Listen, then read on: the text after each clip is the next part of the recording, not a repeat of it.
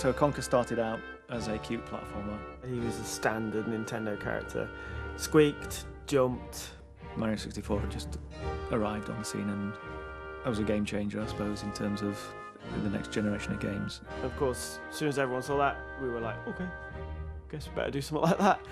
There was an awful lot of content and there was lots of fun ideas, but it just really wasn't gelling as a finished game. And what happened was, as Banjo came along and they completely torpedoed us. I think Conker, as it was sort of floundering as a concept because it was too similar.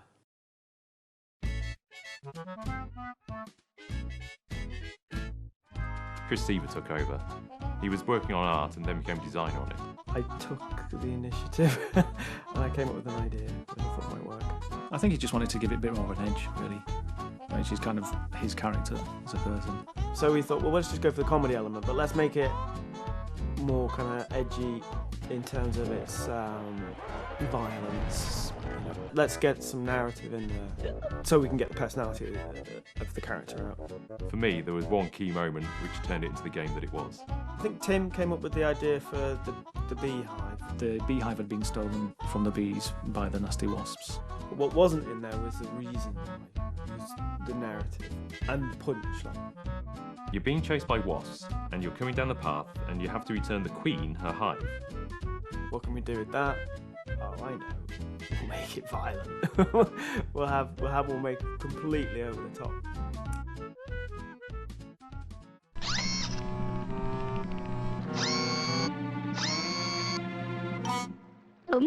Eat that, mother buzzer.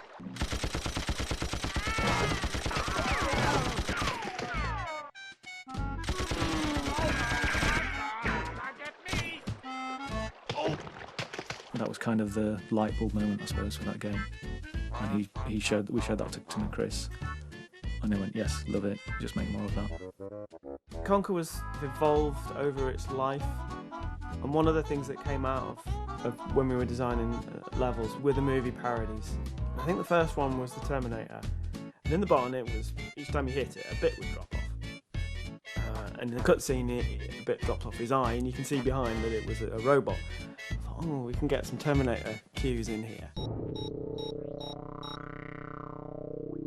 Susie 9mm. I'm right here, sweetie pie. You just tell me where to shoot. And that's really where it came from. It was like, oh, actually, that worked really well, because it gave us cues for things like music. It gave us ideas for the design itself, for the gameplay.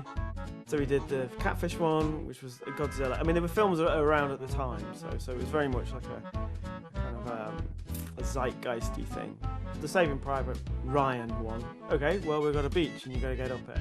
We spent a lot of time really trying to get that feeling of, you know, the movies that you know and love. I spent months animating squirrels on fire with their legs falling off and their arms falling off, and there's a part where the squirrel picks up an arm and he sticks it back on and he's like, ooh.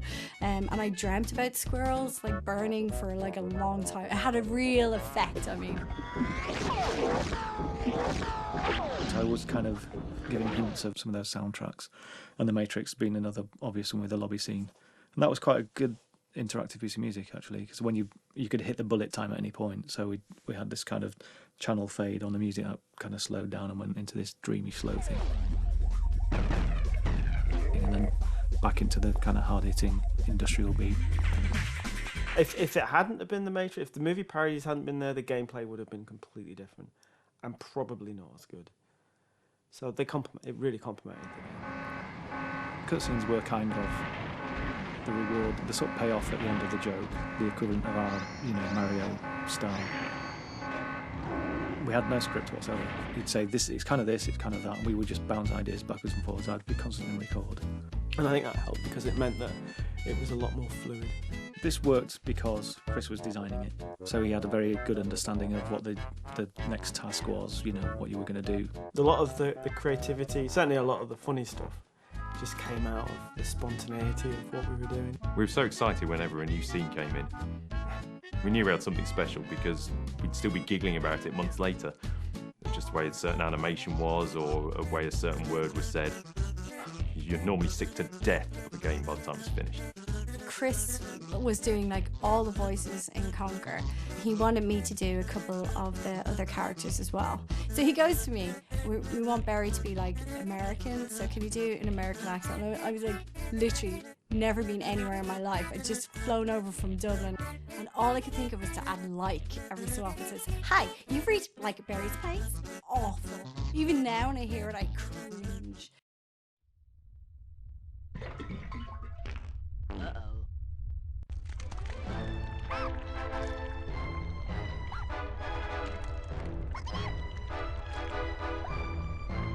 Mighty Pooh, he came about, as most things did with Conker, it's just something Chris thought about, what can we do next to kind of repulse people or whatever, or make them laugh.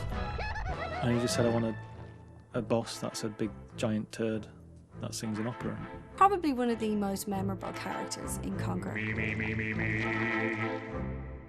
I am the great mighty Pooh, and I'm going to throw my shit at you. A huge supply of tish comes from my chocolate starfish. How about some scat, you little twat? It's really random. You're throwing toilet roll at a giant poo monster. So something beautiful had to come from that, and we're lucky it was Mr. Marlowe and his voice. He does a fair bit of sort of amateur dramatics, and he's well into his singing. So I know originally there were supposed to be these little sweet corn, and me and Ashton were going to be like the Mighty Pooh's backing singers. It's going to be hard to beat that. It'll probably be on my gravestone. Here lies Chris Marlowe, voice of the great mighty Pooh. Now that's what I call a bowel movement. So the original design was actually a lot bigger. It was a much bigger game. We built a map, and it kind of got added to. Things got merged into other things.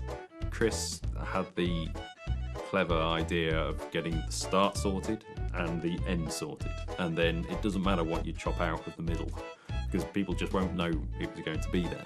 When I started, there was this huge sprawling land. By the time I ended, like most of the edge worlds had been cut out, and we just had focused on these bits in the centre.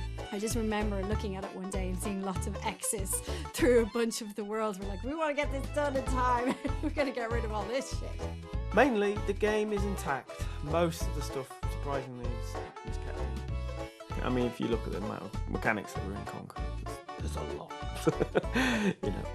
Normally the first hour of a game is the most fun because it's all fresh. But with Conker, it's still fresh at the end, and I think that's possibly why when people play it, they're surprised. They go, "Ooh, I thought this was just about a swearing squirrel." There was an unveiling, I think it was in Vegas at some English pub, where they showed it to the press for the first time, because this was kind of, I suppose they were all thinking it was going to be 12 Tales, cutesy, sort of Mario-esque type platformer. They showed them the Great Mighty Pooh, which was the big thing where everyone just went, what is this? I don't know. Everyone was laughing and stuff, but I think there was probably as many people with their jaws on the floor going, this is Nintendo. Nintendo were very lenient, really, with an awful lot of stuff. And Nintendo really supported it, and to the point that at E3, even though they showed it behind closed doors, they built a proper bar where you had to show ID to go in, and you could grab a beer and play the game. I mean, I played it fairly recently, and I'm shocked at some of the stuff. I probably would change some of the stuff now. The obvious one is the sunflower. That whole sequence is like, no, I couldn't do that again.